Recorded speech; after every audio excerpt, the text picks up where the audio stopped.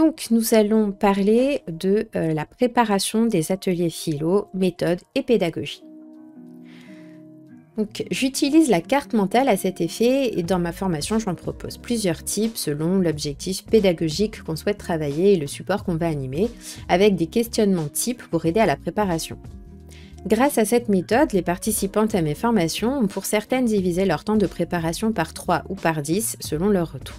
Donc pour préparer son support, on le fait en fonction du nombre des séances parce qu'on ne choisira pas la même méthode ni le même support. On va réfléchir à comment l'introduire, donc quelle sera la consigne de départ, est-ce que le support est le plus adapté au thème que je choisis. Il faudra réfléchir à comment l'animer, par exemple pour un album jeunesse, est-ce que je fais une lecture scindée, est-ce que je fais une lecture entière et qu'est-ce qu'ils vont travailler. Donc voici un exemple issu de la formation de l'académie pendant laquelle nous nous entraînons à la préparation d'ateliers en groupe et en coaching pour celles qui poursuivent au niveau 2. Donc on va se poser plusieurs questions quand on prépare son atelier philo. On commence, avant d'entrer dans le philosophé, à se poser la question de comment animer. Par quoi on commence? Quelle est la structure de l'album? Comment en tirer parti? Quelles habiletés de pensée je vais bien pouvoir développer? Les premières idées thématiques, la relecture de l'album avec les images pour dégager le sens implicite de l'histoire, sachant que les enfants regardent beaucoup les images, et les difficultés à anticiper et les solutions à apporter.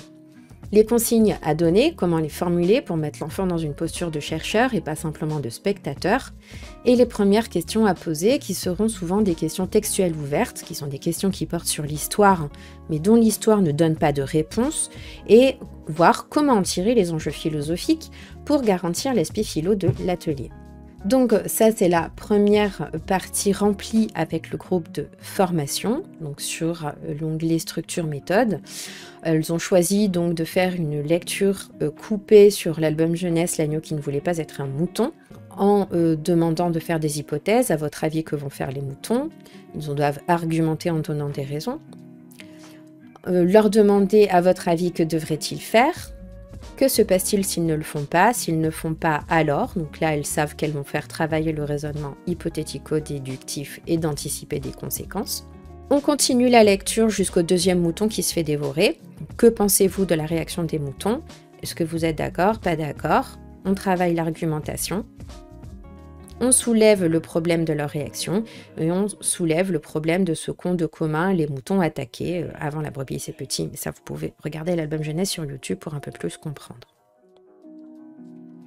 Ensuite, on continue la lecture jusqu'à la fin et on demande que pensez-vous de la réaction du bélier? Pourquoi le bélier ne semble pas inquiété? Êtes-vous d'accord avec la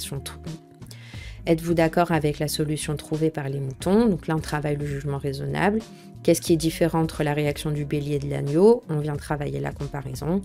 Et tu te mets à quelle place? Celle du chef ou celle de l'agneau? Pourquoi? Donc les habiletés de pensée à développer, eh bien on sait qu'on va travailler des hypothèses, l'argumentation en donnant des raisons, le raisonnement hypothético-déductif, anticiper des conséquences, soulever un problème, l'argumentation et la comparaison. Alors pourquoi préparer ces ateliers? Déjà pour améliorer sa posture, puisqu'on s'entraîne à développer une sorte d'impartialité et une objective par rapport au sujet proposé, puisque vous allez devoir penser contre vous-même. Apprendre à questionner, en fait, c'est un entraînement pour vous et cela vous aide à améliorer vos compétences de questionnement sans influencer les enfants. Et cela va vous permettre d'orchestrer l'atelier. Donc ça vous permet de savoir ce que vous allez faire, comment le faire, avoir des indicateurs clairs qui vous permettent de prendre conscience de la trace que vous laisserez aux enfants. Aussi, comme je l'ai dit, vous allez penser contre vous-même, donc vous allez noter vos idées et les questionner. Aussi, vous allez apprendre à penser contre vous-même en notant vos idées et les questionner pour ouvrir votre esprit. Pour échapper au biais de confirmation, donc vous serez plus objectif et objective. Le biais de confirmation, c'est le biais qui tend à privilégier les réponses qui vont dans notre sens. Et orchestrer l'atelier, en fait, la préparation, c'est pas la répétition avant le récital, mais un échauffement. L'objectif est de vous entraîner et de voir comment développer la réflexion en utilisant des habiletés de pensée. Il faut interroger les présupposés des supports philosophiques qu'on utilise, mais aussi les nôtres au risque d'influencer les enfants. Par exemple, quand je pose des questions, je peux y mettre mes propres présupposés, comme dans la question « Pourquoi faut-il protéger la planète ?» Je peux avoir une conscience écologique assez développée et donc il me paraît tout à fait opportun de poser cette question. Mais dans votre question, il y a des présupposés. Ça présuppose qu'il faut la protéger, qu'on a le pouvoir et le devoir de le faire et que la planète a besoin d'être protégée. Et ça, on peut le questionner. Est-ce qu'il faut protéger la planète? Avons-nous le pouvoir et le devoir de la protéger? La planète a-t-elle besoin d'être protégée? Car penser qu'il faut protéger la planète, c'est nourrir la vision qu'on est au-dessus d'elle. C'est assez paradoxal quand on a des considérations éthiques et écologiques. Donc la question peut-être la plus intéressante à poser, ce serait faut-il respecter la nature qui ne nous mettrait pas dans une position de supériorité, mais plutôt d'être l'animal qui vit dans et avec la nature. Donc quand on prépare un atelier, que prépare-t-on? En fait, c'est une méthode. Une méthode pour apprendre à questionner. Avant de questionner l'enfant, nous devons nous questionner nous-mêmes pour sortir de nos représentations et les remettre en question. Donc le rôle de vos questions, justement, ça va être d'éviter l'atelier patchwork où on a un listing d'idées d'enfants, donc ça peut être beau mais c'est pas très philo. Ça va être aussi de travailler à relier les idées entre elles, donc lier les réponses des enfants et lier vos questions aux réponses des enfants. Et donc vous permettre d'orchestrer l'atelier, vous orchestrerez le rythme, vous proposerez vos silences et développerez des habiletés de pensée. On a par exemple le concept central, ici les émotions. On va poser une première question. Cette question va amener une réponse. Eh bien, nous, l'objectif, c'est de ne pas s'arrêter là, c'est d'aller encore plus loin, c'est de questionner la réponse pour aider à développer l'argumentation autour de cette réponse. Et donc, nous aurons une autre question qui sera ce qu'on appelle la question de relance. Le questionnement est une compétence à part entière.